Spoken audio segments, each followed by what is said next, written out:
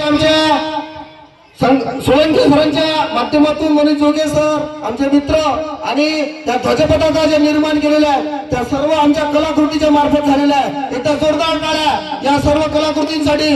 त्याचप्रमाणे आमच्या गावातील सरिताताई लोखंडे यांनी छत्री आणि हे ध्वजपताका निर्माण करण्यासाठी खूप मदत केली। एकदा त्या सरिताताईंसाठी जोरदार टाळ्या होऊ द्या। या मनीष भाऊ धोने सर या फोटो घेऊ। या सोळंके सर या मॅडम या पटी।